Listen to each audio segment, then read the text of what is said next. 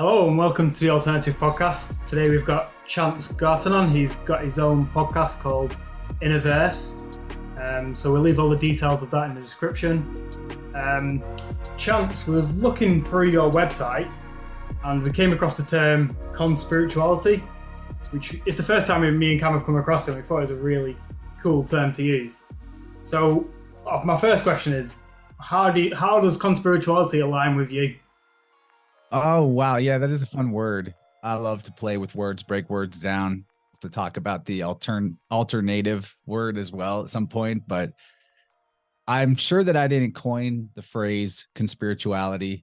Probably just one of those things that came around and I grabbed onto it. But simply put, if you were going to honestly, authentically pursue a spiritual path, spiritual development, you're going to run into conspiracy. If you're honest, you're going to have to deal with conspiracy. And on the inverse, the same is true. If you are pursuing conspiratorial information, eventually it's going to lead you to a spiritual path. And if you try to take one of those routes without taking the other, you'll hit dead ends. You'll get, it'll get ugly for you, or you'll just be stopped or blocked. So I like that word because it accentuates exactly what both of those paths entail. The more light you bring into your life, the more aware you become of the darkness through that increase of consciousness and awareness. And the more that you study the dark forces of the world, the conspiracies, the more likely you are to discover that this is not a material realm, that that we're in the spirit world right now. There is not a separation between the spirit world and the material world. This is all spirit all the time. Yeah, and the latter is the route that me and Cameron have taken. So we delved into a bit of conspiracies when we were in our teenage years. I kind of took a step back from it and tried to live a normal life. And then when the pandemic hit, it threw me straight back into the conspiracy world. So I started reading up on all the conspiracies, all the news that was out there. It was such a confusing time. So me and Cam were just trying to figure out what the hell is going on. And then on that journey, it's led us down a path where we're on a spiritual journey now. And yeah, so that's the route we've taken. What's the route you took? Was it conspiracy first or spirituality first? For me, it was spirituality first. Well, it just depends on where you start the story, honestly. I got blocked. I know from personal experience because around 07, I was a senior in high school. I came across that movie Zeitgeist that a lot of your audience might be aware of. And it, ostensibly was about showing you the truth behind the financial system and the scam that is organized religion. But it leaves you in a place of thinking, this is a hopeless situation unless we turn to communism. And it also doesn't actually get to the esoteric aspect of, when it covers the religious part, that movie, it just talks about how the different solar deities of religions are following the same template and pattern. But it leaves you with that as if to say, see, it's all fake. But for me, that led me to just go full atheist for a while. And it wasn't until, and I stopped, on all levels trying to find the truth about things. And when I began opening up to spirituality again is when I had to eventually face conspiracy information too. But it started for me with exploring consciousness, exploring how to raise my level of health so that I could also harness and access more creativity and more of my authentic self. And in the process, you have to get real about that there are spiritual forces driving this world, and not all of them are love and light. And I fell into, I say fell into, it's just kind of part of the process, but I got into like the whole Gnostic, pop culture Gnosticism thing. I call it pop culture Gnosticism because I don't think it's true knowing, but this idea that the world is some kind of prison planet, that we're here to be harvested for our energy and put into negative states by invisible entities and archons and a demiurge. And so that, that's kind of like a lot of people's final boss level of conspiracy, and they get there and they stop and they go, ah, here it is. This is the ultimate reason for why I can take the posture of a victim and have, no matter what, no need to take personal responsibility for how my life is going, because I can always point to the biggest boogeyman imaginable, the demiurge. And that's why my life is not what I want, as opposed to it being something about yourself. So good. It was good to eventually break out of that mindset as well. I wouldn't say that it put me on too bad of a downward spiral, but I like to bring it up and, wax on about that in whatever venue I can, because maybe there's somebody out there listening today that needed permission to reject that type of worldview because they can see how it's not serving them, regardless of, we don't know what's beyond the veil of death, right? We don't know exactly how we got here, or what this place is, or how it was created, but you have equal, I wouldn't even say equal, but you have just as much, if not a lot more reasons to see this place as good, if you choose to, as to see it as evil and fallen. So that's kind of what led me to where I'm at now, which is doing my best to bring empowerment to people, ideas that open up the imagination portal so they can start to see, envision a better world than they're currently in, or a better life than they're currently living. Ultimately, that's what stops people from expanding, is being unable to imagine something better. So big part of my mission right here is show people things that they might not have thought of or imagined before, that allows them tools or allows them perspective to go up to the next level. And there's always a next level, and there's always one after that, and we can keep on expanding infinitely. Yeah, because on the conspiracy side, one thing that a short glimpse I would say is when the pandemic hit and me and Aaron set up the alternative channel, we delved in 2 feet straight into the conspiracy, because more and more was being revealed, and there was more and more that seemed like these conspiracies were coming true, and more was leading us to have disbelief against all of these people. And the further and further you go down that rabbit hole, sooner or later you go through a sort of nihilism state where you're just like, do you know what? Like you've just said, do you know what? There's nothing I can do. I'm just going to be the victim. It's not my fault. So then, therefore, if they just lay and watch Netflix all day, they don't feel as bad, because they're like, well, it's not set up for me. I'm not going to win. Let me just throw all my cards down and lay down and not move. But it takes a little bit of something, and I guess this is what you're doing, and where it's going to sort of benefit so many people in what you're doing, is it takes a trigger moment for someone to be like, well, actually, I need to sort myself out. Like, I come first and foremost. I can't. I can let the people who are doing whatever it is that they're doing continue doing it, and just focus on myself. Be a bit selfish for a little bit longer, just to figure myself out.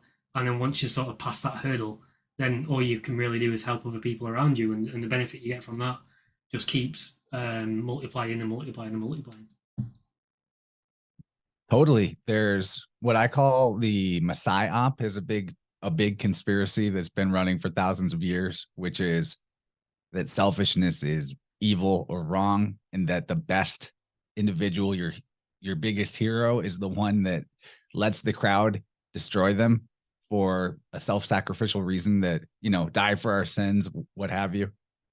And that's exactly what the whole cooties thing was all about. Get your cowpoke in your arm because you're doing it for everybody else. And it's been entrained in most of us for our whole life, whether in Hollywood movies or the religions we are, exposed to in our life, that the best individual is the one that self-sacrifices. But it's so silly, because if everybody self-sacrifices for everybody else, everybody is sacrificed. And if we, understand that enlightened self-interest is not selfish in the way that word is thrown around as a negative, that if everybody had an enlightened self-interest, did what was best for themselves, took care of themselves first, everybody would be taken care of.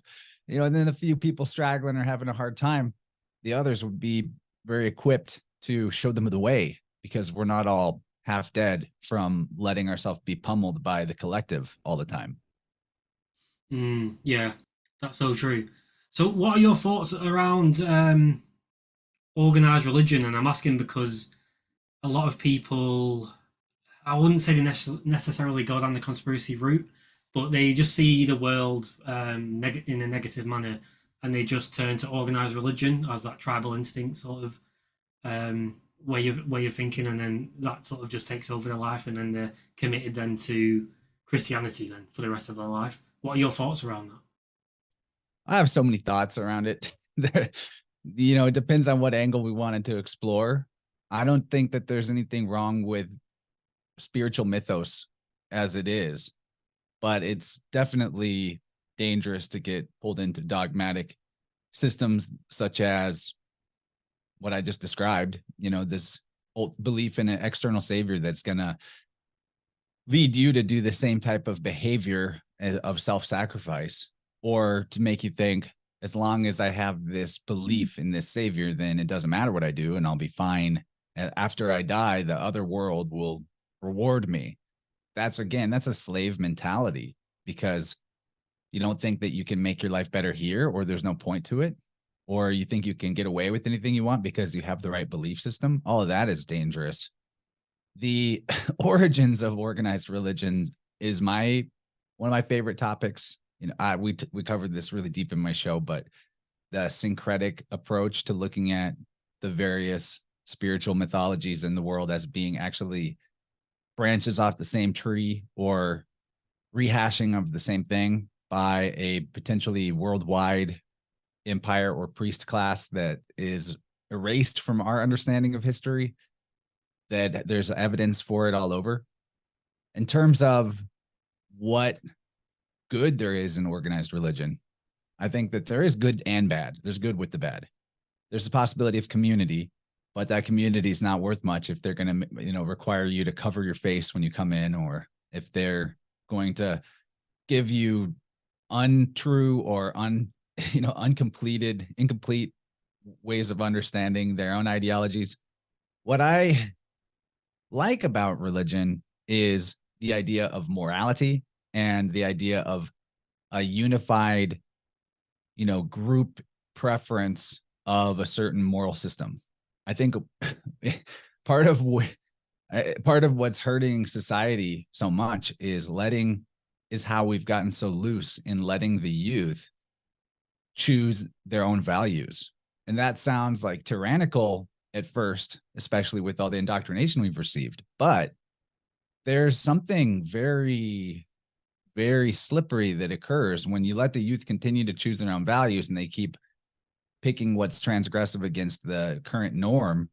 The slope gets slipperier and slipperier until you have, it's even starting to get here. Like, I live in the Midwest in the United States, and it's considered the Bible Belt. It's considered a conservative area, not nearly as crazy and inverted as a lot of the big cities or the areas on the coast. But I'm even starting to see here more and more like teenage boys wearing dresses, like as if that's making them more powerful. I mean, on the basic level, there's nothing in and of itself immoral about a certain type of clothing versus another, but it's there is a right way to do things in life. All you got to do is develop a skill of any kind, and you will learn that there's a right way, there's a wrong way, there's an all right way, and there's a best way. And that definitely applies to life. It particularly applies to gender. There's actually only one way to generate life. That's just how it is. So religion has the potential for unifying people under rules that are helpful to the society and helpful to the collective. The downside of that is following rules for the rule's sake, or because I said so.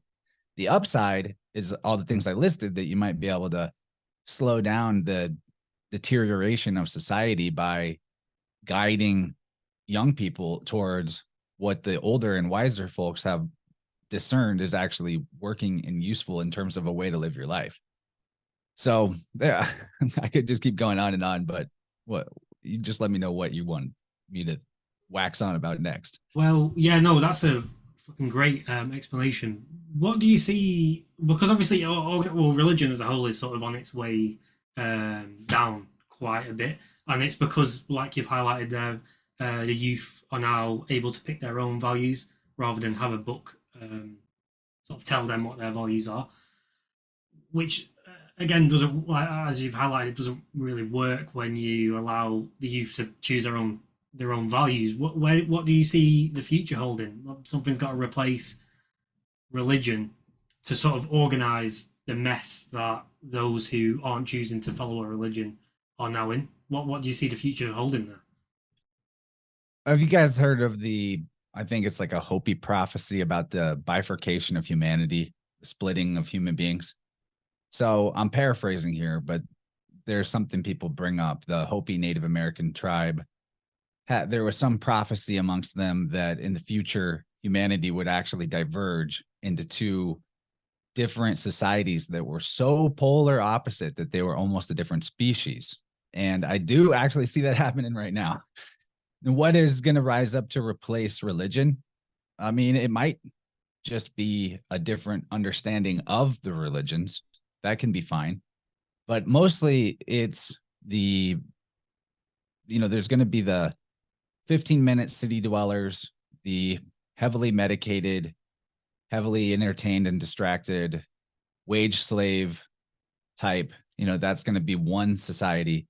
Then emerging parallel to that, which is happening right now, actually happening really powerfully in the region where I live, will be what you could consider a breakaway society of people who decide that family values and a man supporting his family and his wife nurturing that family and growing your own food, getting independent from systems as much as possible, knowing people nearby where you are who can cover the gaps in what it is that you have the ability to produce or provide, and a resilience in a community that's made of individuals rather than a collective that operates like a hive mind, where regardless of what happens to the monetary system, regardless of if the food trucks quit coming into the cities or gas is cut off or another pandemic is declared or whatever, et cetera, that there are already people living in such a way that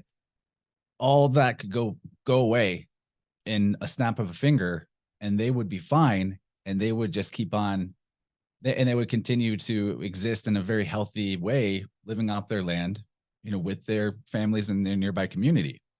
I think it's not exactly like a new thing and it's not exactly rocket science to have the idea that maybe I should start growing my own food if they're injecting mRNA vaccines into the supermarket meat or the whole GMO, glyphosate pesticide complex of toxins that go on with food. It makes the most sense in the world that you would want to need less money because you can produce some of your own stuff. But the awesome thing about right now is that even though the breakaway societies of the world are diverging in a way where they're actually bringing back the old way of living, gardening. It sounds so old fashioned to us right now, but that, our grandparents, our great grandparents, definitely our great great grandparents, everybody had a garden. Everybody was doing that. Nobody was sending their wife to work, and hiring somebody else to watch the kids for a daily cost of like 1/3 or 1/2 of what that wife would make in wages anyway. It's crazy. It's so crazy. And it's really up, I think, as much as the like conservative minded people of the world like to point the finger at the women and say, look what you did. Look at feminism. Feminism has caused women to quit being mothers, and the children are now out of control because they didn't have a mother there that was guiding them. And it's all your fault. You wanted to be like men. But honestly, it's the men that have really dropped the ball by telling their wife that they need to work so that they can make enough money. That's part of the divine masculine role, is to provide and to have trust and faith that they will be able to, that doing the right thing is what will actually lead to the right outcome. Not doing the right thing because you're told to, or not doing the right thing, or operating from the scarcity mindset or the fear mindset that is constantly ingrained in the Babylon system, that you're not going to make it. You're not going to have enough to pay your mortgage, pay your rent. But there are a lot of people getting out of debt, starting families, growing their own food, and those steps alone will eventually lead to a very large sector of humanity that has nothing to do with what the rest is currently spiraling down the toilet bowl with. Yeah, at sort of face value, you can see that's the best way. So let's say, for example, you've got someone who ticks all of the check boxes of 15 minutes addicted to, I don't know, social media and just quick dopamine hits off whatever it is they're watching on TV. What's the best way for them to be, I don't want to say persuaded, but sort of to have their eyes opened or their mind opened to, this is actually a bit wrong what you're doing. This isn't the way people are meant to live. There's a whole other side, because I know a lot of people would look at it and think, hold on, I'm making X amount of money in my job. I don't really have to do much. I don't. I've got enough money for childcare, cleaners, got like food just to come delivered and cooked to my home. Why should I let go of all of that for this sort of alternative way of living? So you're using the word alternative, right?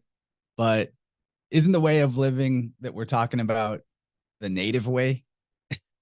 Like it always irks me when the true, beautiful, or correct way of living is called alternative, because the current system that mainstream society is under is the altering of the native way. It is the alternative in a way. You know what I'm saying? But in terms of how to persuade, it's like this with any type of truth or conspiracy information that you might wish people you cared about would wake up to. You can't just give them the answer.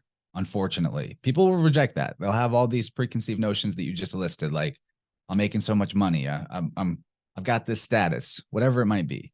And I think the most persuasive one can be is to just show what it looks like to live a really great life. And that goes without saying all the things that I've already talked about. There are lots of ways to demonstrate you're having a good life, mainly to just have a great life. Be healthy, be vibrant, be somebody whose energy is a force when they're in your presence, when others are in your presence. I think that there's a capacity to us as human beings that, and there's science behind this, that we actually emit light out of our bodies. We are luminous beings. And when we self-contain our own energy in our own battery, in our own body, that puts off a type of light. It might not be like a flashlight, but others that are around us, just by being in the presence of that shininess that we're holding, they're going to see themselves more clearly because there's more light mentally. There's more coherence in the field, in the environment that they're, sharing with you. And I think that's the most persuasive we can be. Rather than beating somebody over the head with, this is what you're doing wrong and this is what you should do. Instead, just be the happiest, healthiest, most aligned with the truth that you can be. And people that are ready will want to know how you're doing that or why you're doing that. They'll ask you, they'll let them come to you. And then on the other side of it, and this is how many of us got to the point where we're at now of questioning, doing our best to improve our health or our life outside of what we've been recommended to do by the mainstream, is that the pain puts us in the necessity of it.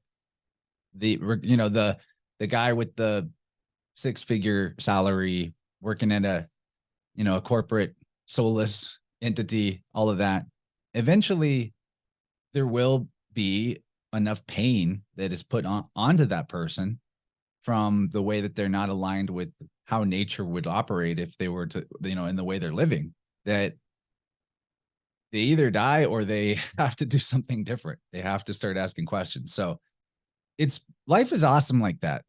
the, the mainstream religions, they'll say the wages of sin is death. And how that's interpreted is that we are punished for our behavior. But you don't have to look at it in like a good, bad, Sky Father giving you a spanking type of way. It's more like you can just consider sin to be any behavior that is not in alignment with how nature, how a human being would live in, how nature intended, how God intended, however you want to conceive of that. Because there are, for example, nature wouldn't intend for you to be irradiated constantly by electromagnetic frequencies. And if you ignore that and you you keep holding the cell phone up to your head for 2-hour conversations several times a week, the wages of that sin will be potentially something like a brain tumor, right? So there are consequences that emerge out of our behavior, and they're a natural expression of how the behavior is not aligned with what is true or right or good. And that's what brings in the pain factor. But it's also why you don't want to look at it like a punishment. You want to look at it more like that it's a guidance system. And when, and it's actually, it applies to all levels of pain, as a matter of fact, whether it's a big life-threatening illness or you keep finding yourself stubbing your toes. There's a message in every injury. There's a message in every type of dis-ease.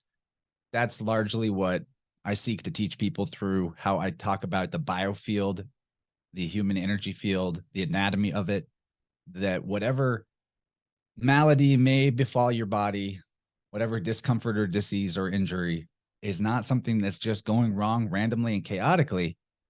Every single one of those type of things carries a message from your body meant to show you how to correct your behavior, how to correct your thinking, or what type of emotions need to be processed and released, what type of belief systems are limiting your full total expression of life force and vitality. It's all wrapped up in, it's all messaged to us through signals of pain.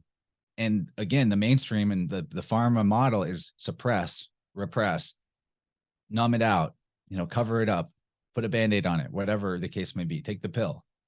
And that's why people just spiral further and further down into a pit of darkness. And the unfortunate thing about the medical system is that with all of this numbing out that is offered and all of the symptom suppression, it makes it harder for people to actually find the core reasons for their illness. And they just start stacking dysfunction. And unfortunately, and it's also fortunate, it goes both ways. So, okay, the more life force that you can hold in your body vessel without leaking it, without losing it, the more vitality you can self-contain, the more consciousness that you have, the wider your field of perception on all levels. It does operate in reverse, though. So that is why people eventually do just kind of like fizzle out and die in the hospital bed or spiral further and further downward, is because the more sick they get and the more in denial they get about the true reasons for their illness. And, after a few doctor's visits, you do have to be in denial that the true reason for you getting worse is not your body messing up. It's the things that they're offering to you to take and getting you to do to yourself. It's sad to see people that we care about, their consciousness shrink smaller and smaller until they have to leave here. But, I think energy is not created or destroyed. They continue to exist in some level, another ride on the wheel. Everything serves good in the end. And that especially applies to the pain in our life, which may be seen as an evil. But if we get the message, the pain doesn't need to persist. If you go into the pain, put your attention into it, figure out what it's trying to tell you, then there you go. There's something seemingly evil or bad that's actually serving your good. And it all works that way.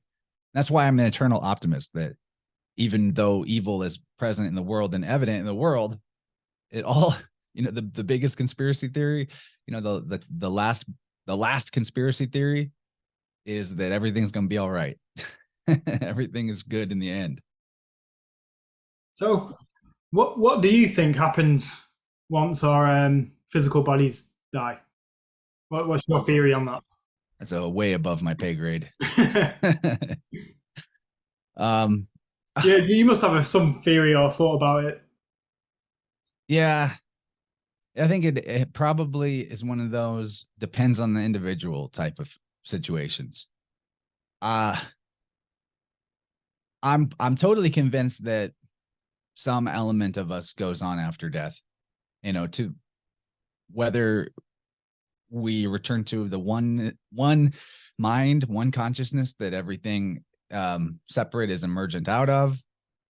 And in a way, like perhaps we're all actually one soul and there is only one soul in existence, but it's got a bunch of different peep holes into the world as different peepholes. I think that could be the case. And I think that people that are in a state of internal schisming and separation when they die, I think some parts of them that they've cut off from their wholeness can remain in the physical world as disincarnate entities and energies. It's subjective. I couldn't like go prove it to you with a Ghostbusters like reader or something, but I do this process called biofield tuning. I help people balance their energy field and return stuck life force energy back into circulation. And every once in a while when I'm doing that, I will encounter an ancestor that is in their energy field or around their energy field, that they show up because the ancestor will have a similar core issue or a similar pattern to what the person I'm working with has been suffering from or having a problem with. And I don't, so I it's all theory, right? This high octane speculation. I don't think that ancestor spirit is like, if you were to die right now and you were in some bad way, that you would be stuck as a roaming ghost for eternity and fully aware of that. I don't really think so. I think that they do, like, I think of them as soul fragments that got left behind. It's not the whole person. It's like a part of them that doesn't mesh with the source or the oneness, or is afraid to go to it, afraid to rejoin it, or mostly, okay, so it's like a function of denial. Like the person was in a huge amount of denial about this pattern or this problem that they had as a living being. And then because they were denying that part of their story or their existence, that part gets left here and latches on to somebody that it has a connection to that has a similar form of denial going on. I really like to say we're only as sick as our secrets. Heard that one from the comedian Owen Benjamin. Gonna give him credit. Maybe he heard that from somebody else. I like to give people credit though, but it's 100% true. In terms of what causes our body to have dysfunction, it is some kind of repression of our awareness of a particular pattern, belief, or emotion. So that becomes a type of secret we're keeping from ourselves. And that's what really brings in illness and disease. I know I just covered off a lot of stuff, so I'm going to pause. So when you mention you've found ancestral energy around people you've worked with, and you believe it's that ancestor has a similar problem or something in denial as the person you've been working with, if that person then accepts what they've been denying for so long, does that energy go away with go up to the main consciousness, the one consciousness, or does that stay with the person for the rest of their life and then travel up with them?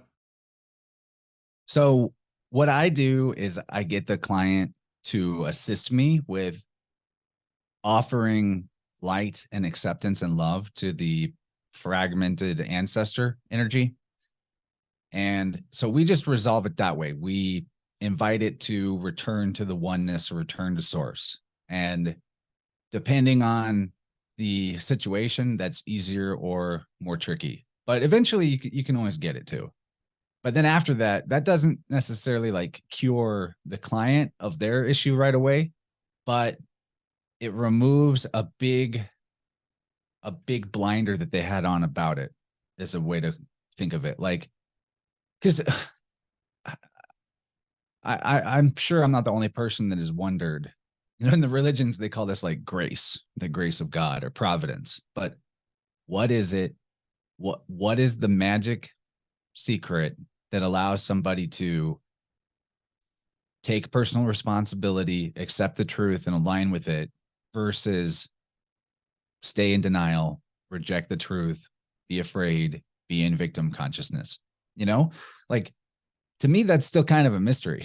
I know we have free will. I'm sure free will is part of that equation, but there is something about that that's odd. Like, what is the reason why you can cry and release sadness in a healthy way versus why the thing happens that puts you in grief and you go into denial and you bury it? Because with that example, you might be able to just be like, tell yourself, I want to cry about this. I want to let my emotions out about this. I want to feel it. But you're still just sitting there feeling nothing. You know what I mean? Like, so what is the mystery behind that? I don't know. I can't say that I know what it is that allows it to happen when it finally happens. But I do think that the fragmented ancestor spirit that occasionally comes into play in my work with clients has something to do with whatever it is that's slowing it down or weighing it down, or keeping things in the dark and in denial.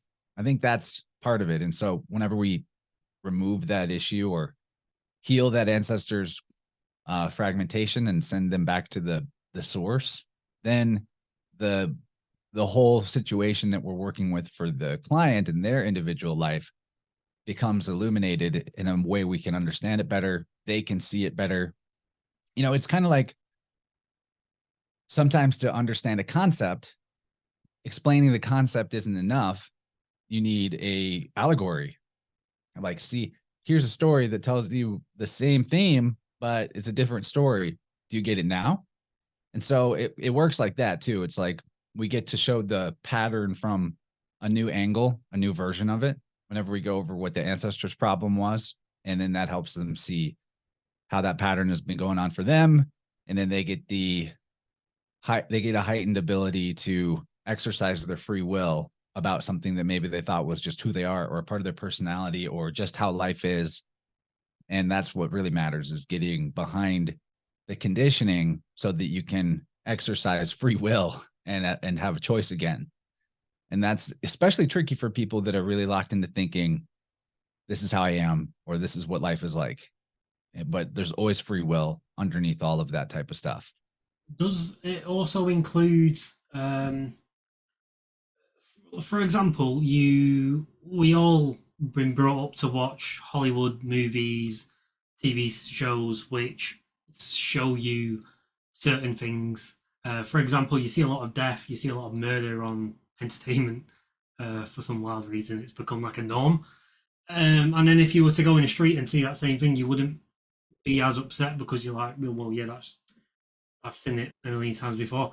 How can one separate themselves from something they've watched for the last 15 years of their life?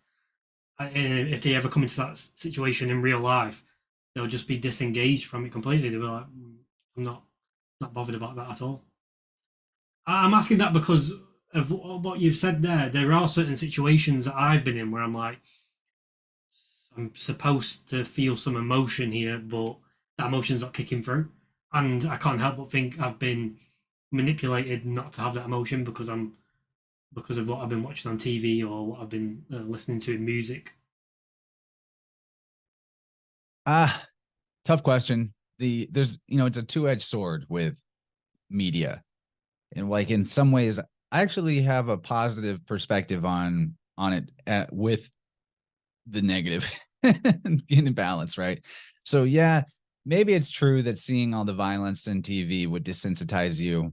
I know for a fact that the way that relationships are portrayed in movies and TV and in music has a huge effect on what people think is normal or what they think they should experience in It's not really something I've ever come across when I've been working with people's energy field, though. I think for the most part, we are still largely able to separate fact from fiction, and that people's where stuck energy comes into play for their aura is more around personal experiences. But it is, I think, true that the way that the world is portrayed in media, as Baudrillard calls it, the hyper reality, it allows for it to be easier to take on a certain kind of belief, like that you're owed something, or that your partner should be a certain way, or even expecting to be in conflict all the time, that kind of stuff. On the upside, though, I think there's something interesting going on with modern media, that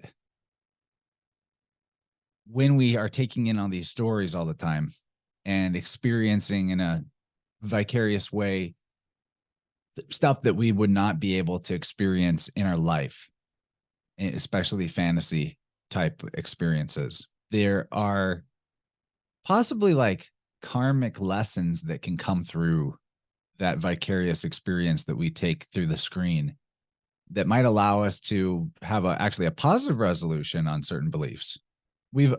So I think it goes both ways, because we've all had a story that we experienced through a screen hit in a certain way where we're like, we feel more optimistic about life, or about who we are, or there's appreciation and gratitude that comes in, or there's something uplifting about it.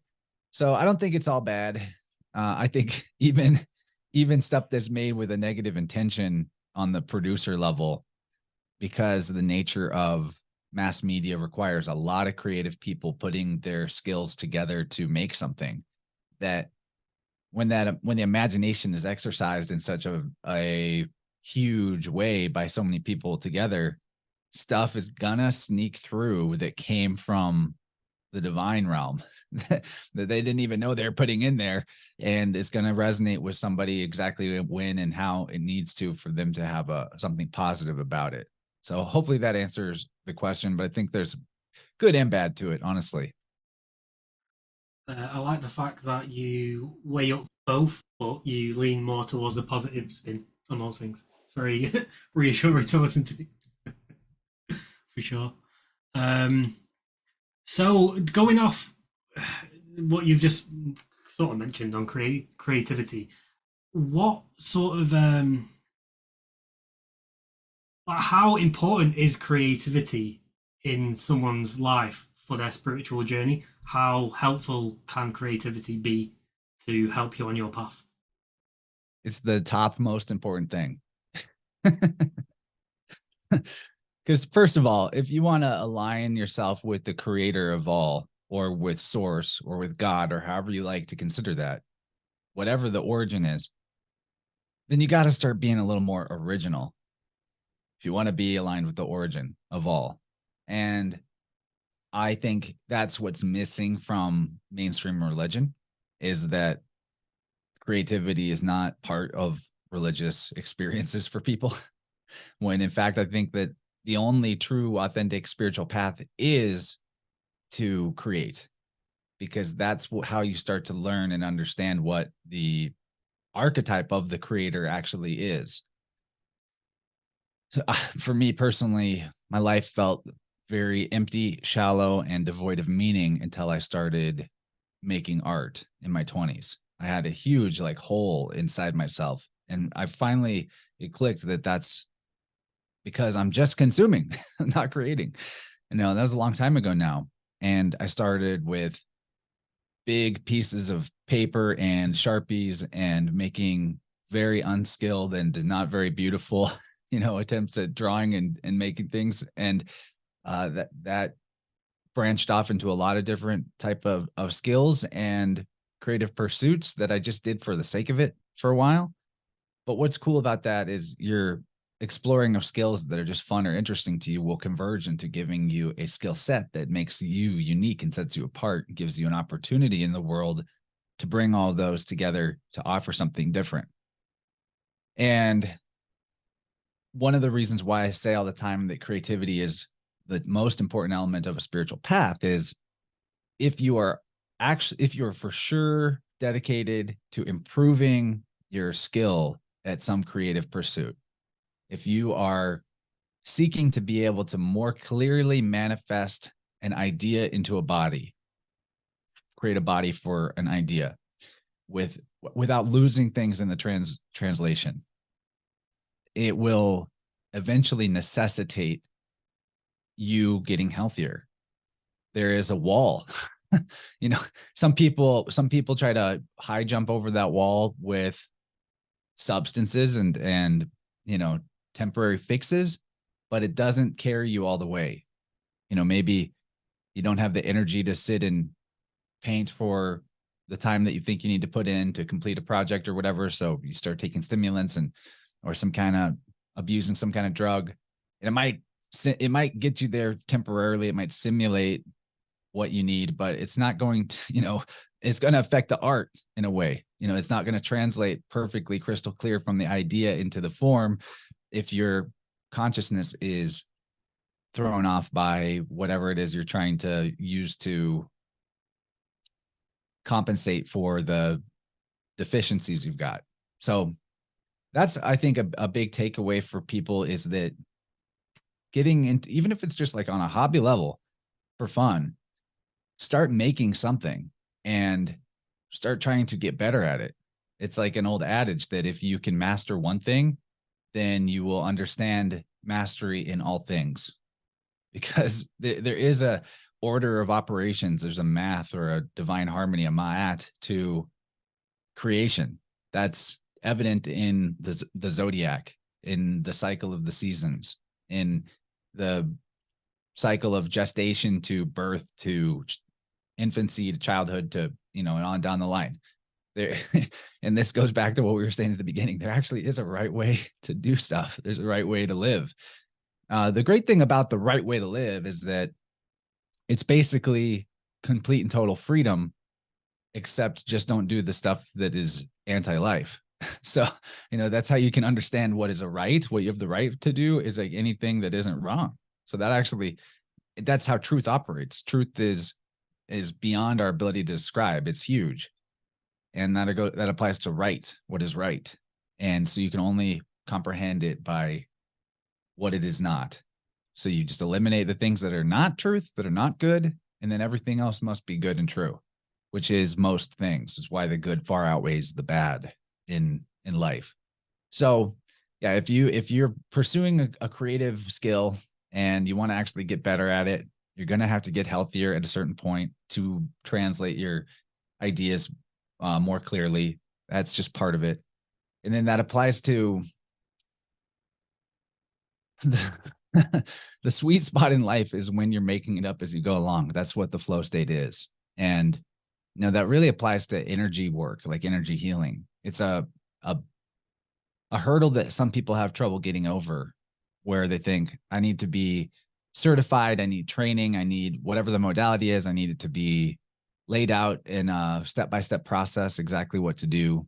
And otherwise I'm going to feel like I don't know what I'm doing. I'm going to feel like I'm fake, or I'm faking it, or I'm, you know, phony.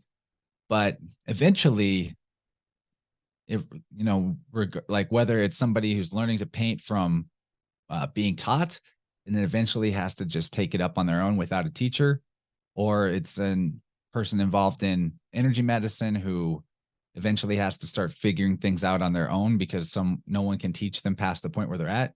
There comes a time in whatever path you're pursuing where you have to start making it up as you go. And rather than feeling like you're somehow deficient or like you're fake because you're making things up, know that the imagination is not like, it's not something fake. It's the ground of everything else. Imagination is not a form of thinking. All thinking is a form of imagining. Imagination is the source. So whenever you get to this flow state of making it up as you go, that's the closest feeling you can get to being with the creator or being tapped into source while you're having a physical experience in a physical body. That's my take on it. It's all that is why I think creativity is the most important foundation to authentic spiritual growth and development. And without it, it's stagnant. Without it, it's external rather than internal. And we want the internal experience of God or of source, of ourself. Again, the main problem with the external religions or with the mainstream religions is that the external savior narrative takes the responsibility from inside you and puts it outside you. I think that it's great to have the mythoses that show you what a enlightened being would act like, but eventually you have to drop the external idea of a savior and start doing the right thing because your conscience tells you, and it's always been there all along. That's the alchemical process of removing the solvent or the mercurial agent after you've used it to bring together the salt and sulfur, that allows you to have the philosopher's stone. To have the philosopher's stone, you have to actually remove the mercury. The mercury is equivalent to the external savior. I mean, in some cases, that deity is actually called Mercury. Jesus is Mercury. It's all an alchemical thing.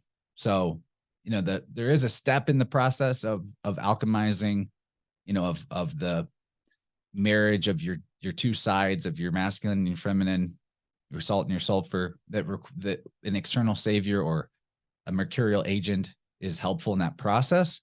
But most people get stuck there, and they are still, the tincture that they've made still has the alcohol in it. And that's not the philosopher's stone. You need to, I say need, but like the next step in the process is to extract the external savior, crucify it from the final product, remove it. And then you have the actual stone, the philosopher's stone. And that's when the savior becomes invisible. It's internal. And that's where it always was all along. Wow, that's such a great way that you've just explained all of that. That's kind of blown my mind a little bit. Yeah, you articulated it like perfect. One thing I'll say about the creativity side of it is I've always resonated with creativity, and I've always thought there's so much in creativity that empowers someone. Yet I didn't really know how to explain how, not even close to how you manage there so beautifully. But it makes sense that the system that everyone works from puts in all of these barriers, all of these buckets to say, if you want to be creative, this is how you need to do it. But that's actually taking you away from original creativity. That's basically what you're saying, and that's something that didn't really click in my mind. That everyone's creative, and it's just a matter of putting your mind down on a piece of paper, whether it be writing words or whether it be drawing pictures or anything. And yeah, that's something that's definitely going to stick with me. So thanks for explaining that. Well, and you said it, everyone's creative. The first form of creativity that we're exercising all the time is creating the conditions of our life from the palette of our belief system. That's very real. And that's something I love to help people see in biofield tuning with my clients, is showing them how, look, here's a repeating pattern in your life. It's showing up in your field. You might have thought these situations or experiences were separate and not related, but look, the feeling underlying it and the belief that is related to it is actually there in each version of experience, even though they seem like different experiences. So that helps them see like, oh, wow, believing that is actually bringing about the experiences that validate that belief. So that's a form of creativity too. I think that's why on the Oracle at Delphi in ancient Greece, there's these famous inscriptions. And the one that everyone knows is know thyself. Know thyself and you will know the universe and the gods, or something like that. But the one that's not as often cited is certainty brings ruin. So that's that's another aspect of the Mercury, or the savior is the liminal space between one side and another side. And that's also what balance requires. Balance is the point that the seesaw is balanced on, or the middle point of the scale, or whatever the case may be. So I'm not saying that there aren't things in life that are okay to be certain about. That's where that would actually, those things would fall under the realm of like capital T truth. And capital T truth is whatever is self-evident. And whatever is self-evident requires no certainty for it to continue to be the truth. But in the areas of life where things are not self-evident, we got to be wary of holding certainty, because that in a way that's going to limit our ability to perceive something that is self-evident, because it's now getting filtered through this belief that we have certainty about, which is, then a stumbling block for our ability to move forward in life, or to see what's there.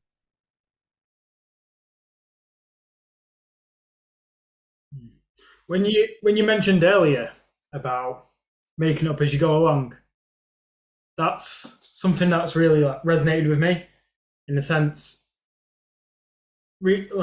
as of 2021, I quit my corporate job and I didn't have any other job to go to, and it was sort of the most freeing thing I did, because it's being on that journey.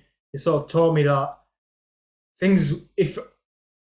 when I was in the corporate world, I was so set on getting a promotion, so focused on that, I missed all the other opportunities around me. And what it's taught me is now I can just be open to any opportunity that comes my way, because I'm self-employed now, so I just work freelance and I'm flexible. I can just do whatever I want to do. And it's opened my eyes to all these opportunities that could potentially come my way. And whenever somebody asks me, oh, like, what's your plan? Where do you want to go next? I'm like, I don't know. Just wherever it takes me, I'll figure it out when it comes to it, when the opportunity comes my way. And it feels so free. I feel so free because of it. I just want to say congrats, man. Thank you. Yeah, that fence that you may have been straddling for a while with that job, jumping off of that fence and into the green world rather than the paved world side.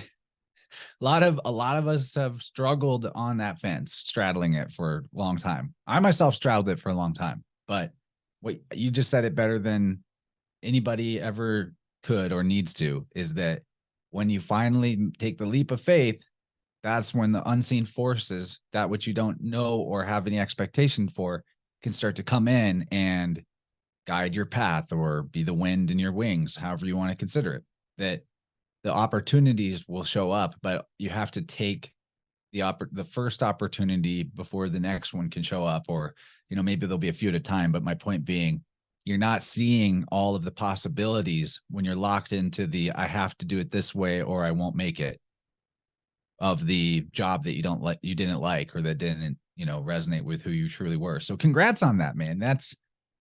You're doing it. You're living the free life that a lot of people are listening to conversations like this because they want to get there, and they're trying to find the secret. The secret is you got to be ready to make it up as you go. And, that's part of overcoming the fear, is no safety net necessarily. And not a metaphor I use all the time is for like where you're at in life. You might have an idea and a vision of what you want your life to be, but do you know, like, you might have an idea or a vision of what you want to paint on a canvas, but do you know every brush stroke in the order that you're going to make them to get you from just starting to completing a 40-hour painting? No, you don't. You just know the couple of next steps in front of you, and maybe a general vision of what you hope it will turn into. And that's okay. That's the difference between the person who is creative and thinks that they're not creative, is that the creative person just picks something and goes with it and keeps going. And the person that believes they're not creative, they get stuck on the decision-making part and they say, I don't know what to do. Well, if you're in the phase of I don't know what to do, just start doing stuff. Just start picking something. What is most fun or interesting? And then that will lead you somewhere, but don't get there, you don't get frozen because there's no stasis in nature. There's just life and blooming, or death and rotting and deteriorating. You're never actually sitting still. There's no stasis. Nature doesn't allow for that. Mm. And I guess for what Aaron's next step was, because obviously he did that leap over out of corporate. At the start of this year, we both decided to stop drinking alcohol. And one thing that I've noticed with Aaron, and obviously with myself as well, is well, when I first went to quit alcohol, I had massive sort of FOMO, fear of not being around the jokes of the party and all that sort of stuff. But the 3 months into quitting, and I've seen it with Aaron as well, is we're both totally different people. We're both alive in a completely different way, in the way we thought alcohol was making us feel alive. Yeah, just a week ago, there was this festival near where I live called the Bertaria National Festival. And that's a long story. Why is it Bertaria? But essentially, a community arose around the comedian Owen Benjamin. He was potentially the most canceled and banned person on the internet. Was a Hollywood comedian who started saying things like, don't give hormone blockers to children, don't encourage children to change their gender, etc. And then that, boom, the axe for him. And that was, before it started to catch on, people got wise to it and more of us started saying things like that. He was kind of leading the charge. And eventually, because he had a big following, being a Hollywood comedian, he was able to crowdfund the resources to do things like create a social media app that would be for the homesteading type, the family oriented type, the people that just want to communicate things that are good and true and beautiful, and rather than sharing all the doom porn and the negative stuff that unfortunately even people that consider that would consider themselves truthers peddle. A lot of despair oriented content. Honestly, I think much of the information that gets shared around conspiracy podcasts and conspiracy oriented people is given to them by the machine. Here's your next dose of despair.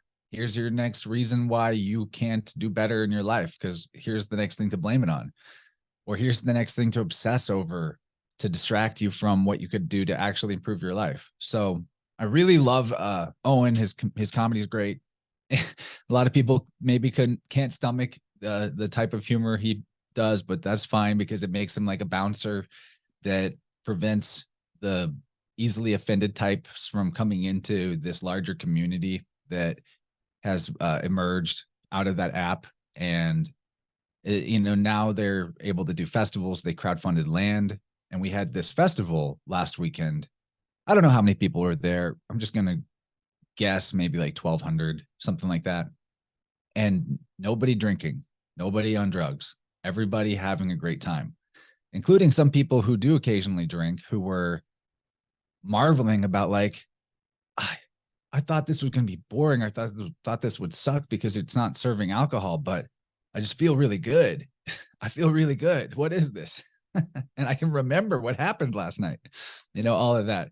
That was even, Owen joked about that when he did a stand-up at the festival. So my point being, it's just part of the inverted world that gets us to think, I can only have fun if I poison myself. I can only be healthy if I poison myself. I'm only seeking the truth if I spread poisonous information. I say poisonous because of the despair attached to it. And that's like the danger of conspiracy, is as they call it, the black pill, the despair.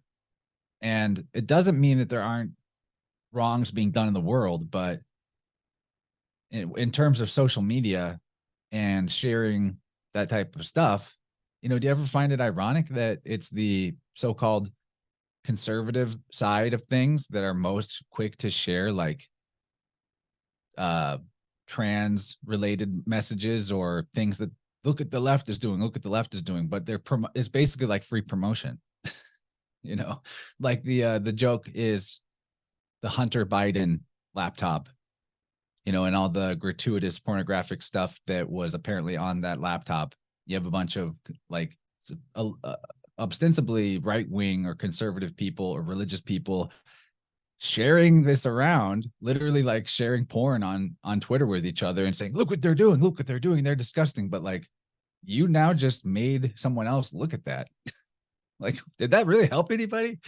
You know, like the people that are following you or that would even like engage with what you're posting, they probably are also already aware that at the top levels of society and government, it is run by satanic, pedophilic, death obsessed freak shows, you know? And it's good to know that. Ultimately, it's good to be aware of that, I suppose. But you could also just chalk it up to the whole absolute power corrupts absolutely and move on with your life and start doing something productive. I don't think that it helps to peddle the despair or the disgusting to, you know, to our echo chambers. That's why I really prefer to focus on solutions oriented and uplifting stuff, because, you know, I will talk about things that are conspiratorial sometimes, especially more likely to talk about it if there's something synchromistic about it that we can point out. If there's something that hints at a spiritual reality behind the physical reality that we're describing, then I think there's something good in that. And I'm not bashing people who just like to focus on the nuts and bolts, geopolitics and conspiracy. It's all good. But, you know, just think about what you're sharing, who might see it. Is there anything about it that is necessary for them to know, or is it just something gross or depressing? And because I think we're doing the beast's job for it whenever we share the despair. Yeah, I think that's something definitely on our journey, because obviously we set up our channel, it was just me and Aaron talking about life, I guess. And then really quickly we started, because obviously it was the pandemic and all of that. We were really quick to just jump on all of these negative things that were going on in the world, and it was just left against right, left against right, left against right, left against right, all the way down. And then it must have been a conversation we had with someone with me, and it just flipped a switch and was like, "Oh, we are part of the problem." And then that's what I guess opened us up for spirituality, because it was like all of this is happening and everyone's just a cog in the wheel. How do you escape this like nonsense? Basically, how do you unplug yourself from this? And it is finding yourself, and it is becoming more selfish. These conversations are so much more fulfilling than having just discussing conspiracies in geopolitics. And it's the same, it's a different news story, but it's the same thing over and over. Corruption, corruption, corruption. And it doesn't solve anything, and it doesn't help anyone. It just spreads their message even further. Whereas these conversations are conversations not many people are having and need to be heard more than what's going on in the news. At least, you know, it's okay to have the curiosity in the conspiratorial and geopolitical, right? But at least just try to mix it with something uplifting. You know, at least seek to balance it. You know, at least to be equally uplifting, positive, inspiring with the conspiratorial and dark. That's fine. You know, I mean, there is a type of bypassing that you can do where you just put your head in the sand and ignore what is corrupt or corruption, and that can be a pitfall all of its own. So to play devil's advocate, I don't want anybody to quit their day job if they have like a conspiracy podcast. Just maybe, you know, also talk about gardening. It's finding a balance, though, right? It's because I do enjoy looking at the corruption of the world, because it's in the world that we live in. But I don't want to dedicate not even 80% of my time to it. I need. Yeah, I mean, who can resist staring out the window and driving more slowly past a car wreck? It's kind of hard not to do it. Yeah, good point. So, just staying on the conspiracy topic, you spoke about energies. What do you think these UAPs and potential alien beings are? Do you think they're from a different dimension, or what's your views on it?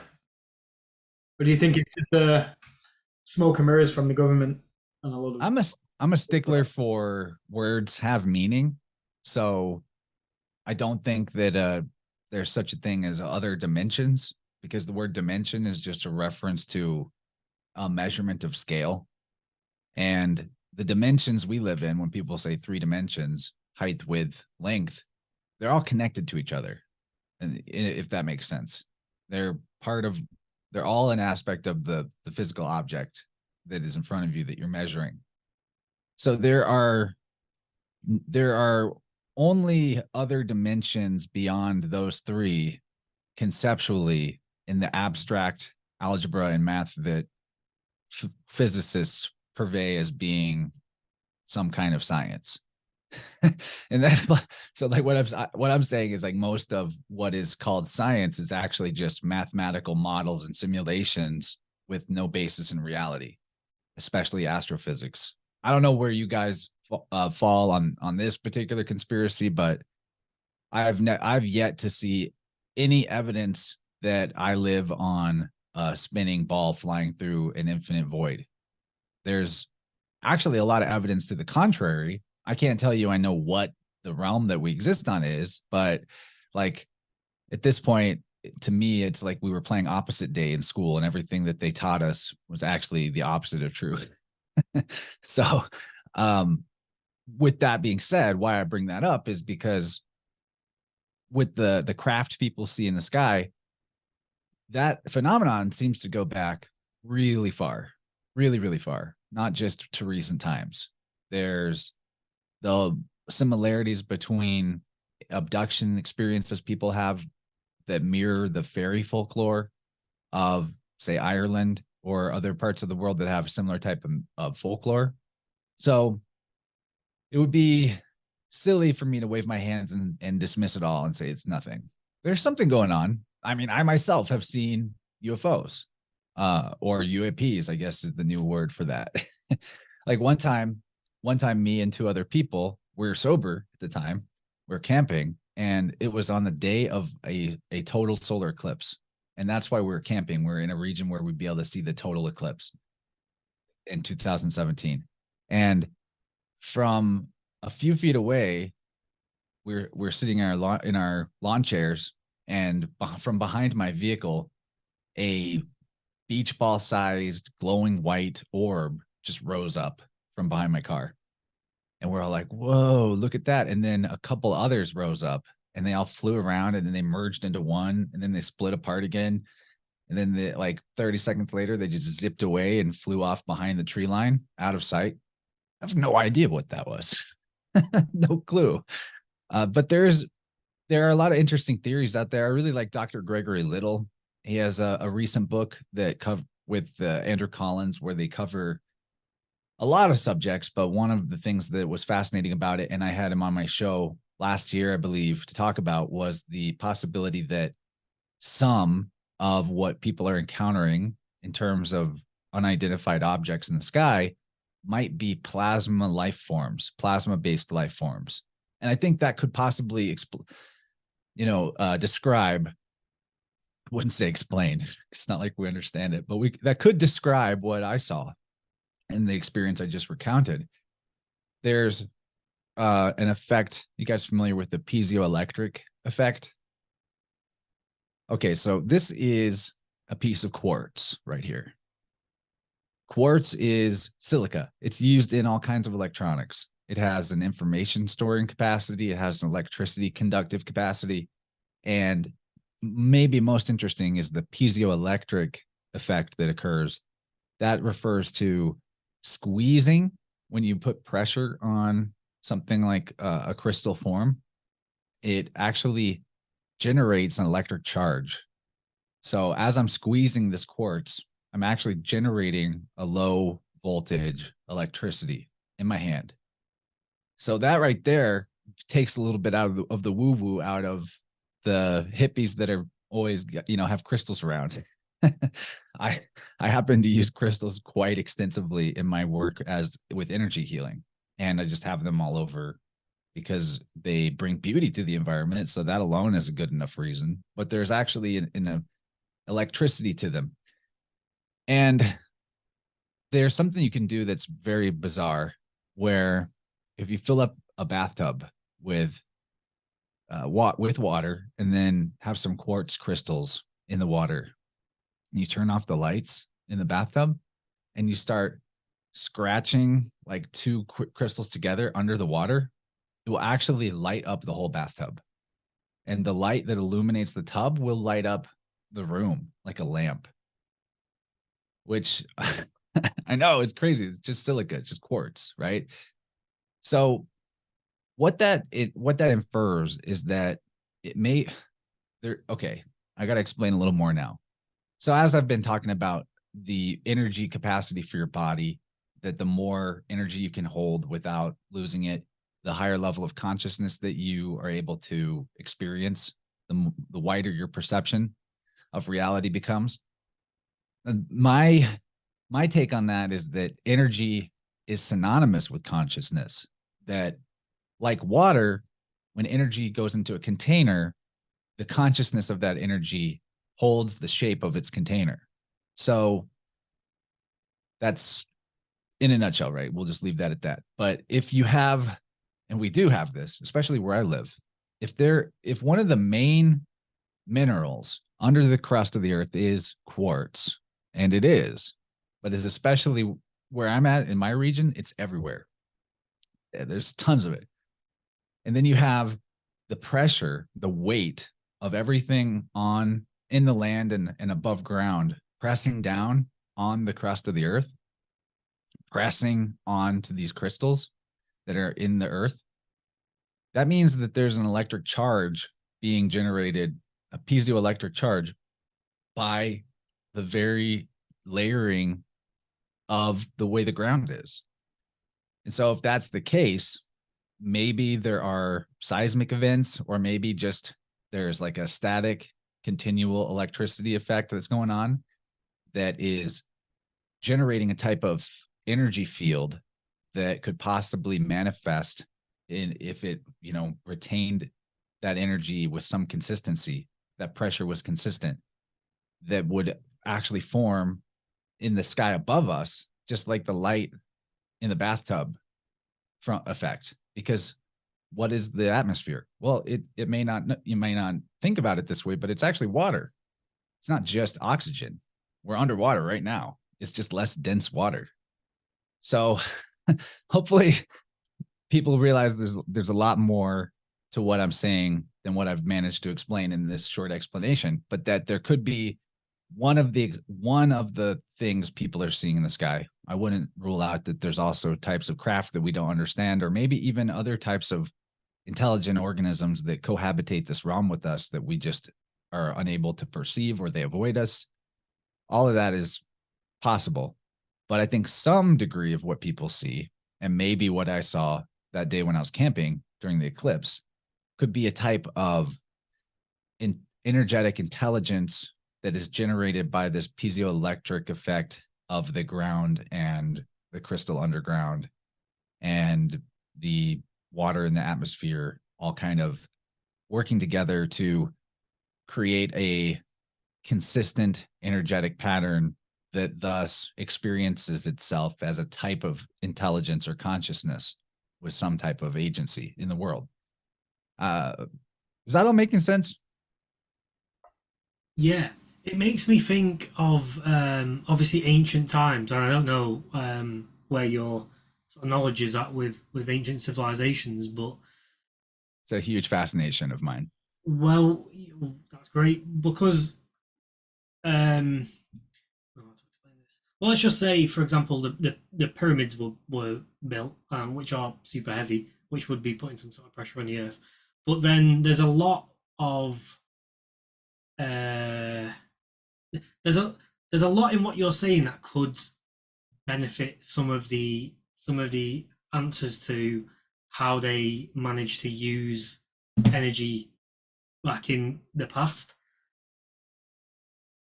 I don't really know what I'm asking, but I'm just putting a point out there and seeing if you've got an opinion. Yeah, I mean, what I'm describing, I think probably does have something to do with the purpose behind something like the pyramids or the method that it was built, for sure. I mean, that's an eternal mystery at where we are at right now in life, but that it's a great thing. Like I almost think that whoever built the pyramids, in a way, like, they're indestructible, man. Like, our current level of technology cannot deal with them. They're just going to be there. They are there forever, essentially. So whoever was able to build that, it's almost like they were wanting to make sure that there was always an indication for humanity that there's more than just bestial existence or slave existence, that there's something possible beyond that. Look at this. Here's the proof. You know, pyramids are amazing. Astrotheologically, I like the idea that they're aligned with the belt of Orion. I think that's kind of cool. But yeah, I mean, I think that there's probably an energetic component to the pyramids. That seems very likely to me. Like that it was generating some type of energy, or symbolic of some type of energy and holding it in the realm. That, I think all that is pretty likely. I mean, the underground below the pyramids is huge, that there's like an entire underground city below there that people have not really mapped out or explored. There's no photos of it. It's like off limits. Why would that be? That's a huge rabbit hole, is to start looking into all of the underground structures in the world.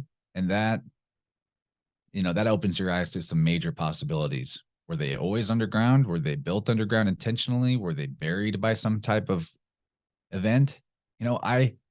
I'm of the opinion, I say opinion, but that's not exactly what it is. But I like to consider the possibility that the earth grows. And especially if we're thinking outside of the ball in terms of what the realm could be. So I have this device over here. Let me pull it over here. This thing. It's called AquaCure. So what it does is it's this electrolysis machine that generates hydrogen and bubbles it into this water right here. And then that hydrogen comes out the tubes of this cannula as a gas. You can breathe it. Hydrogen is a hugely beneficial building block. It's the number one building block nutritionally for your body. So there's a lot of benefits to inhaling the hydrogen, or you can drink the water that's had hydrogen bubbles added to it, hydrogenated water. But because of the electrolysis process that is used to generate it, it makes that hydrogen more electrically available. And what's fascinating about this device is that in the process of generating this hydrogen, the machine over time slowly starts to build up this kind of like sludge or gunk on the inside of the machine that every once in a while you ought to clean out. And that doesn't affect the quality of the water or the gas you're breathing. It's just on the innards of the machine. But that sludge that is generated has the exact same chemical composition as the stainless steel plate that is used for the electrolysis process inside the machine. And the guy who invented this, George Wiseman is his name. He has done a lot. He's like really looked into like, what is this sludge? Where is it coming from? And the first idea is that there must be some kind of physical degradation or breakdown of that stainless steel plate, because that's where the same composition as what this sludge has in terms of its elements. But he's weighed it, and he's run machines for a very, very long time, got a lot of sludge out of them, weighed the sludge, and then weighed, like, disassembled the machine, weighed the stainless steel plate. The plate is exactly the same weight as when it started. It's not lost a single molecule, theoretically. So whatever this sludgy, muddy stuff is, it's coming from somewhere we don't understand. It's essentially appearing ex nihilo, like out of nothing. And why that's interesting in terms of the conversation we're having right now is that, what is said about the sun is that it is a big hydrogen furnace, that hydrogen is being like burned and generated in this fireball in the sky. And the thing about like mainstream science is, while most of the conclusions people believe that come from mainstream science are false or some way corrupted, not correct, there's usually some element of truth in the misunderstanding. So I don't know what the sun is. I think it's more local to our realm. I don't think it's 93 million miles away. I think that's very silly. But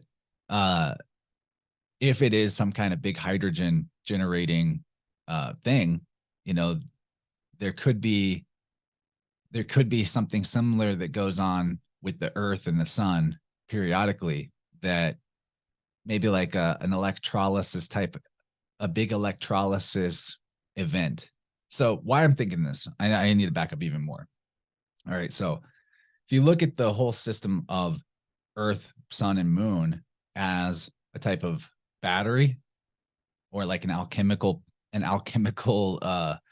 giant alchemical device in a sense, you know, and if it's a creation, if there's a creator and everything in nature reflects the process of alchemy in some way, then it's a sound way to consider the realm to have an alchemical process going on about it.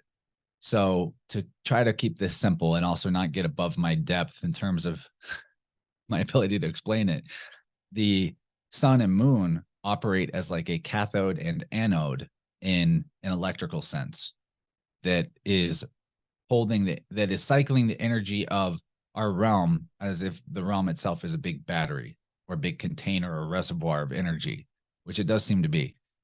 And so as the cathode degrades in a battery over time, there's like a moment where there's like a switch that happens, and that a recharging has to occur to reset the system. And in all the religious mythologies of the world, there's this talk of a great flood. And not just that there was one flood, but if you actually go deeper in studying this, you find that actually there's said to be many floods, and that they happen on a predictable cycle. And I wonder if that's true. I don't know that it's true.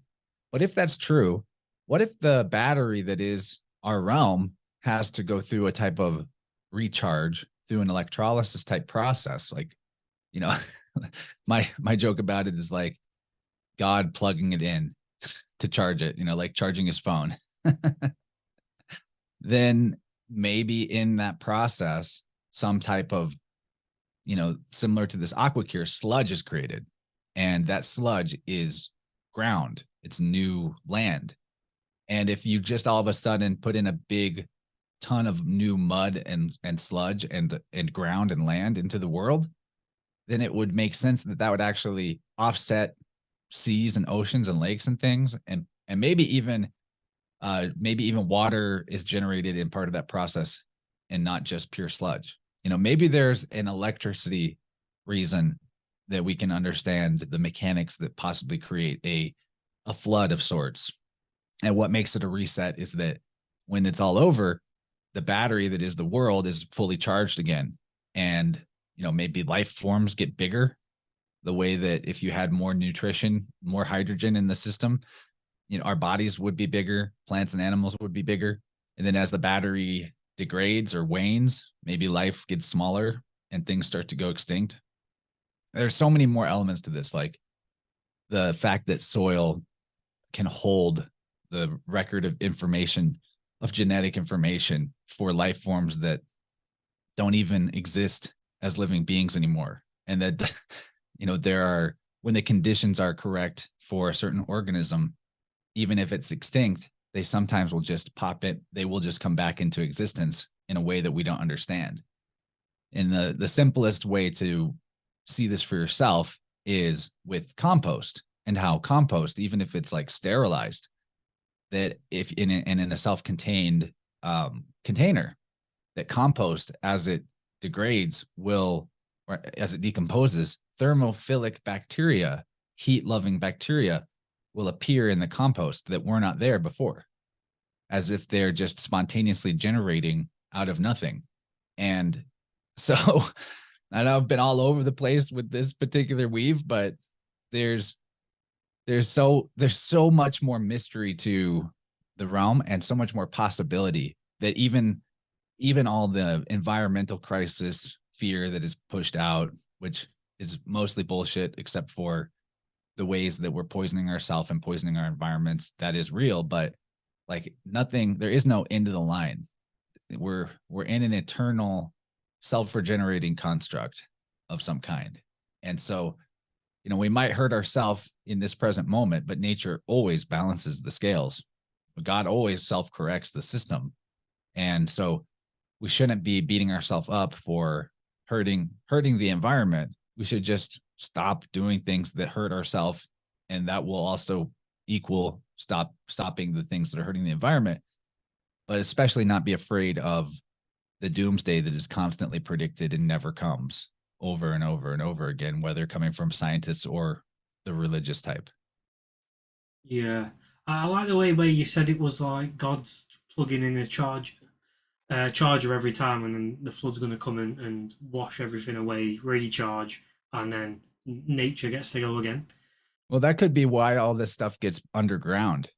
You know, like the idea of a mud flood could come from some big electrolysis event, reset event, maybe. Do you? This is kind of out there, this question, but do you believe, or do you have any theories around if God is plugging in the charger to reset everything again?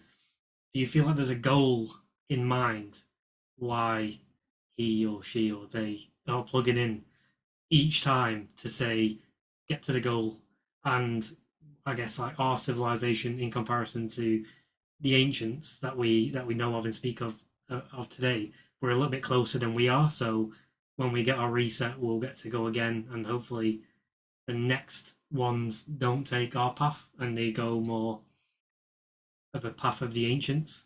Do you think there's a goal in mind each time it resets?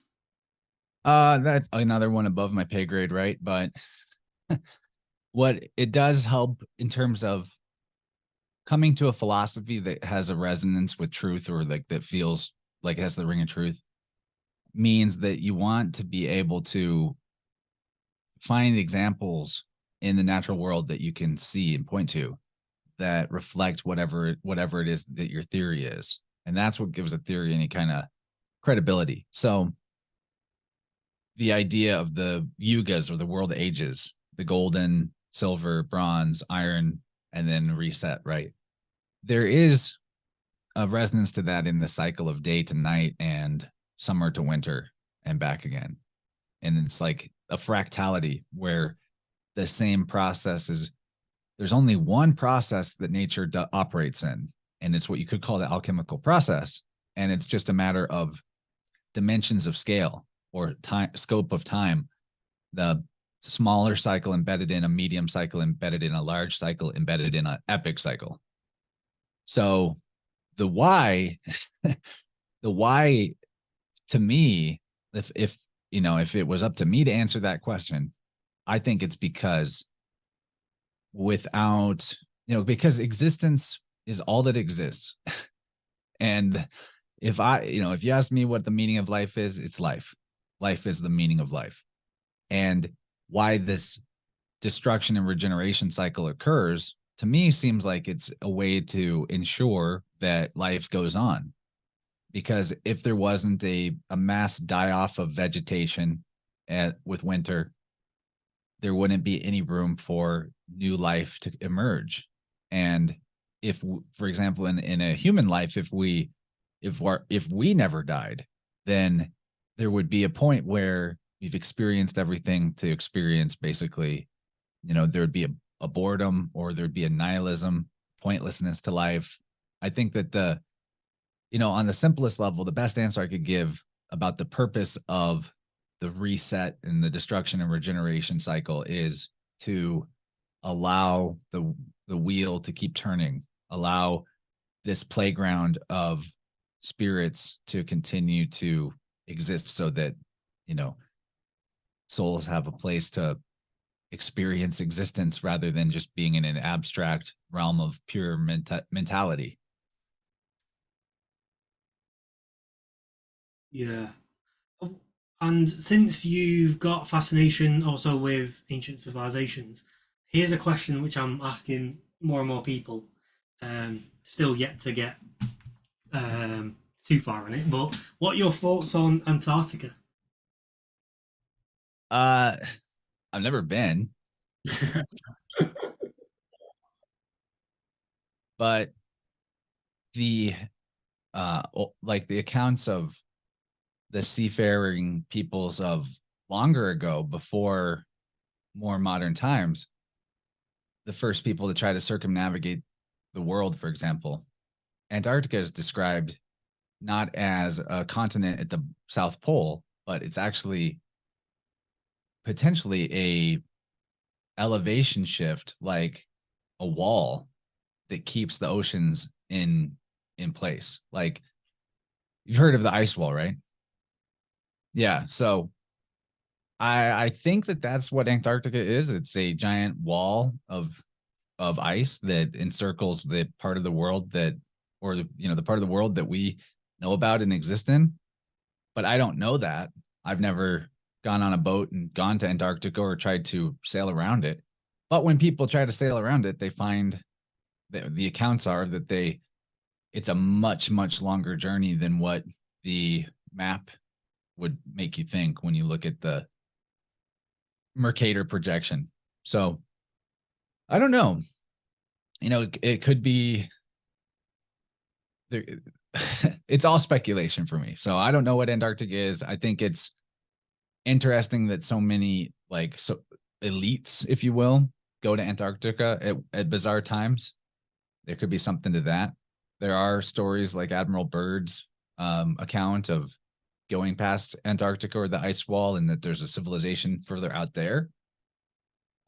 One interesting way that I've heard people theorize about what the realm is that the sun and moon are, that all the other planets that we can see are actually a sun and moon as well.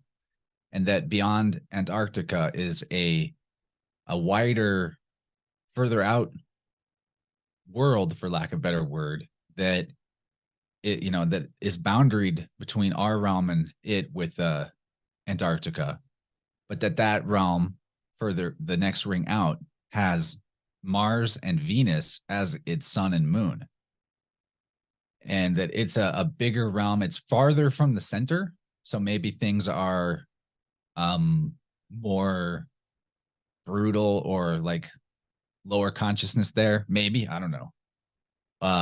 And then beyond that, potentially is another ring of land with Jupiter and Saturn as a sun and moon.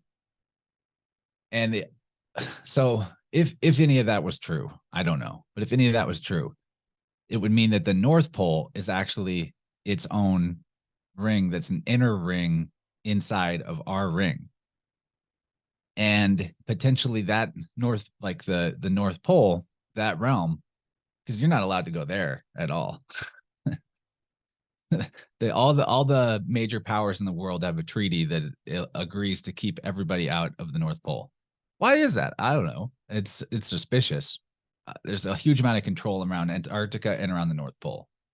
And I think if all the other conjectures I was making about the Earth growing and the whole like electrolysis land expanding event is true, well, wouldn't it be interesting if, when that cycle occurs, whatever is in the middle, like our current North Pole, what if it's where the growth happens, where everything grows at once, and that middle section expands out and becomes a ring land like our current world, and what the world we're in right now expands out and becomes the next ring out, and new land comes in and becomes the new North, and say Mercury, the current planet Mercury, is the sun and moon, is just a constant light source for the center. Like when you're in the middle, when you're in the center, there's not night or day.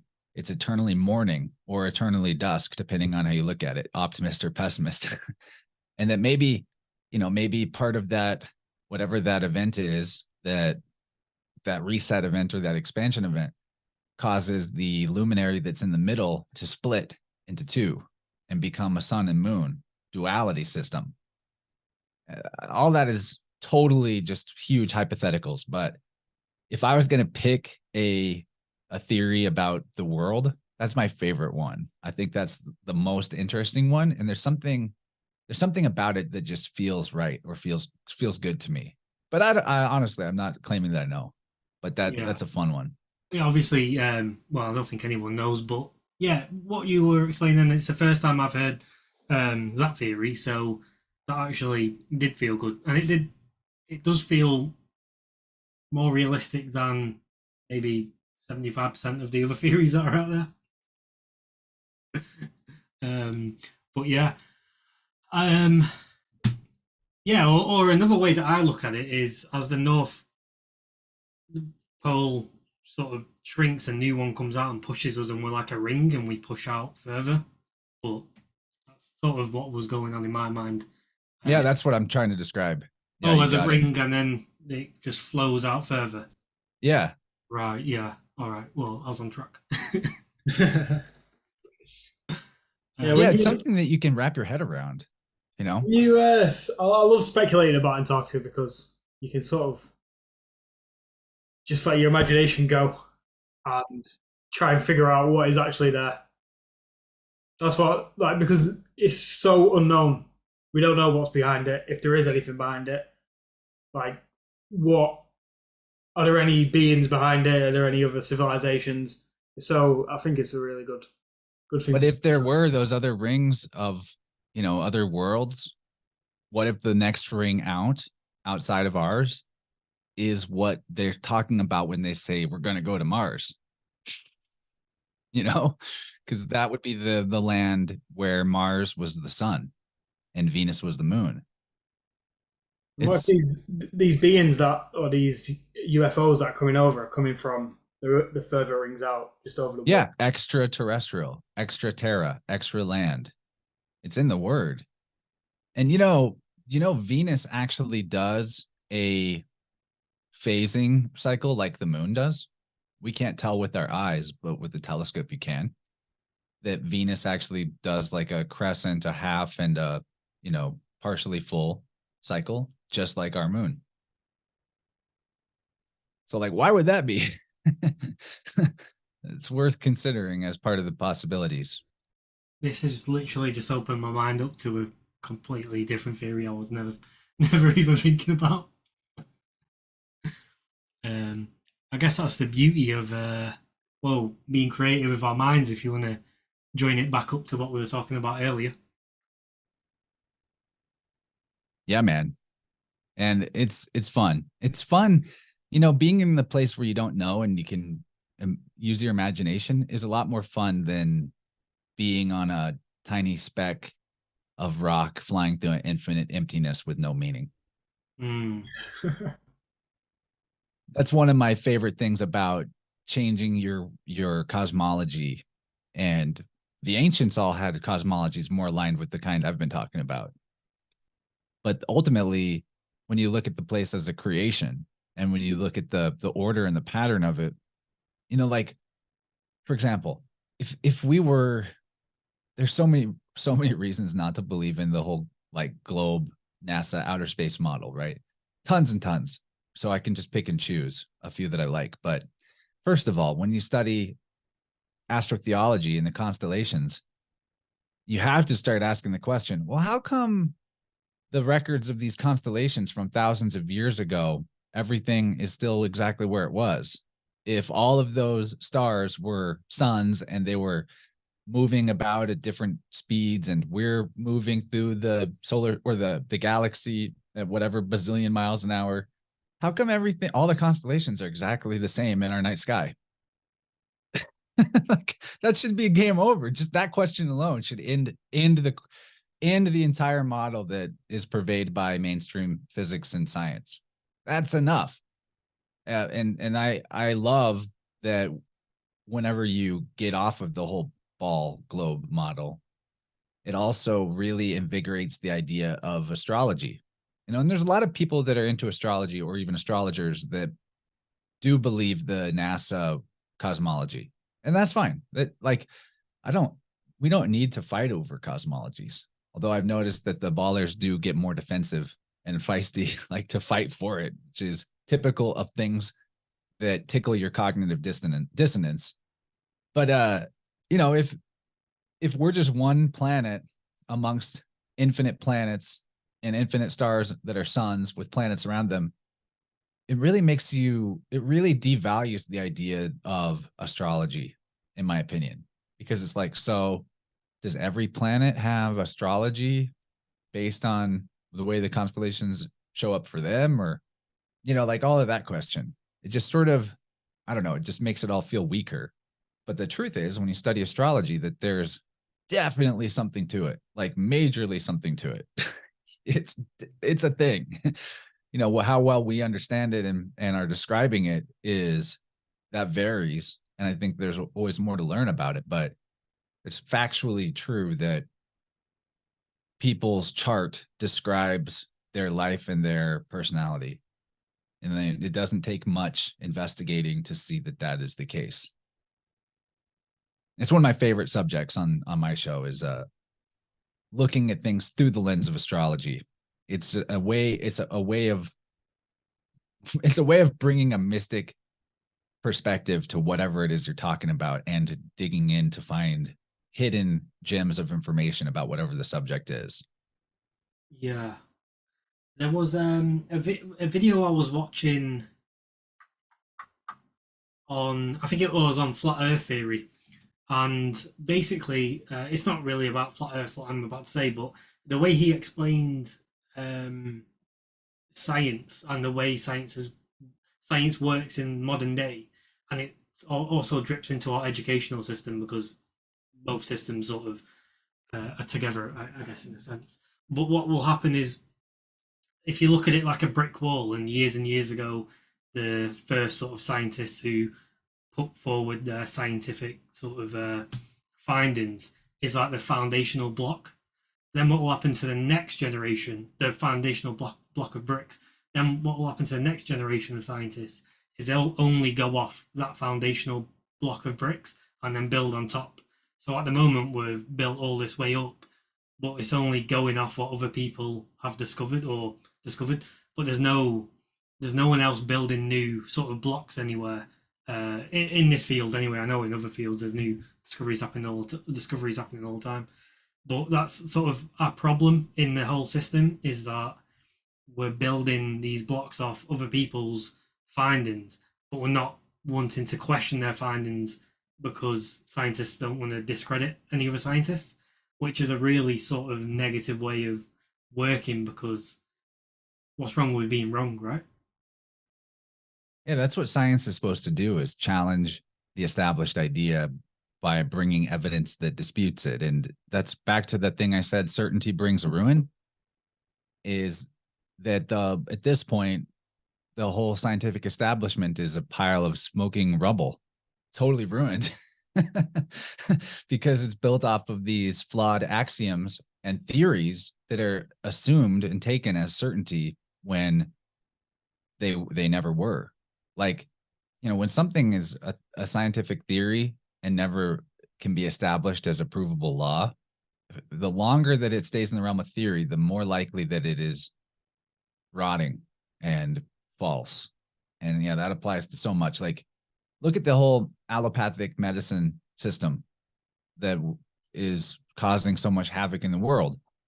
A lot of it, especially in terms of the cooties experience the world went through, is built on the germ theory foundation.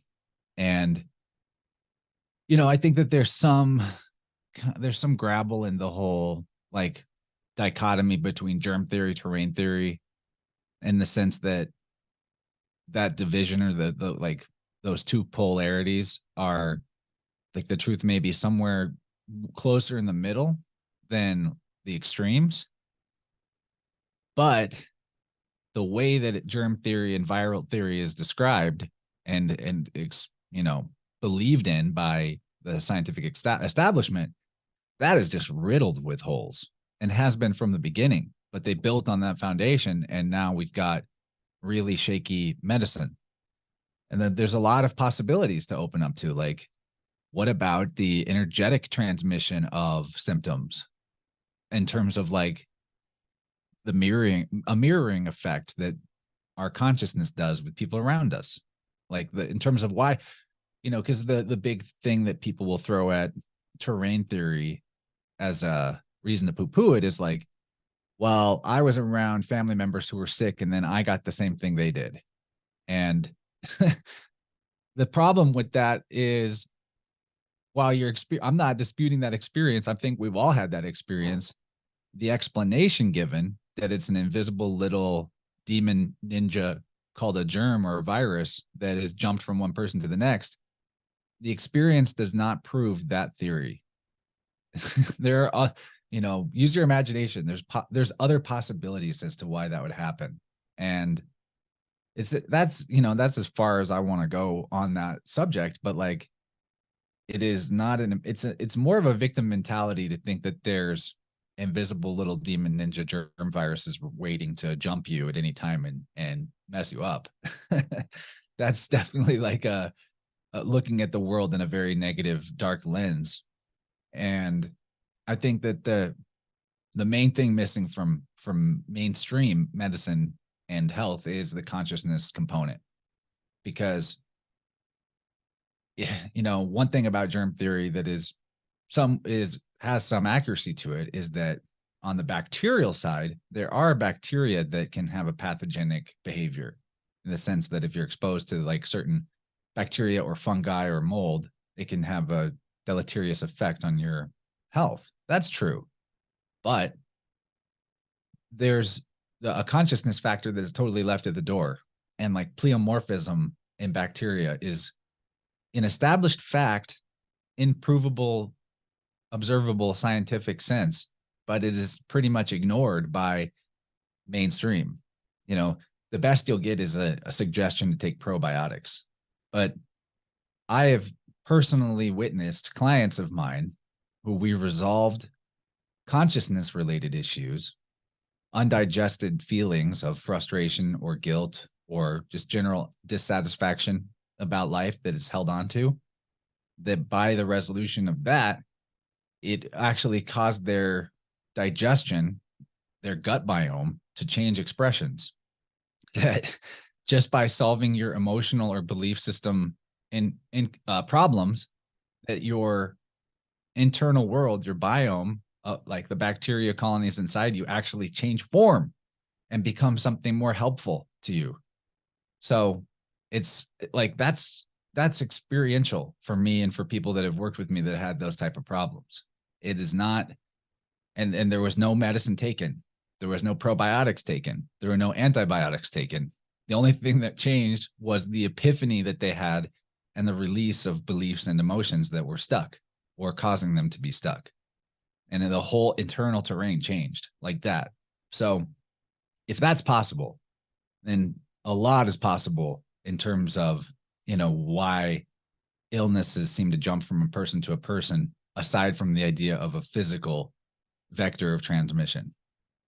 That's very interesting, because like modern science will, if somebody's having gut issues and feeling depressed, like you've seen a lot of stuff now. I've seen a lot of articles about how your gut biome can affect how you're feeling and how you're coping mentally. A doctor would look straight at the gut biome as the source, whereas you're looking at the belief as the source and fixing the gut biome through that. Sorry, I was getting a phone call. I needed to let them know. I'll call them back. That's fine. Usually I have it silenced, but I have somebody coming over later. That's fine. Did you catch what I said? I'm so sorry. Can you repeat that? Okay, yeah. That's really unprofessional of me. My bad, guys. No, it's fine. Don't worry. What was it? Oh, yeah. So I said in modern science and modern medicine, I've been seeing a lot of articles about how your gut biome can affect you mentally and affect how you're feeling. People are feeling depressed are saying it's because the gut biome's out of balance or they've got the wrong bacteria in the gut biome. Where modern science will focus on the gut biome as the problem, you're focusing on know the problem's their beliefs, and that's fixing the gut biome in response to that. Yeah, totally. Yeah, I mean, it's not the only way though. I think the reason why we have a mind, body, soul or mind, body, spirit is because if we get stuck on one of those levels, we can progress on another level and it will get us unstuck on the one we were struggling with. So you can also do, fermented foods, like healthy fermented foods can improve the gut biome too. And in doing so, it will help the person digest the emotions that are the issue at that level. So you can approach it from either side. I won't like claim superiority of one side to the other, but it is easier. It is easiest to sort things out from the mental level first. If you haven't made that approach, you may save yourself a lot of trouble by working from that level. I'm not saying don't eat the fermented foods. Ideally, you take what a holistic approach is that you're doing all the best practices on all three levels at once. But yeah, the gut biome does seem to have an effect on people's, their thinking, their mentality, their cravings, all of that. There's definitely something to it. That's why it's fascinating to go back to like, maybe the ancients were right about more than they get credit for. People used to believe that illnesses were caused by, evil spirits, demonic entities, that sort of thing.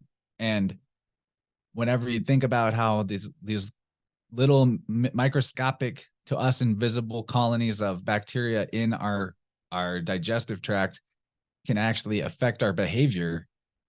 I mean, how is that different than the idea of an invisible demonic possession affecting your behavior? It's functionally the same.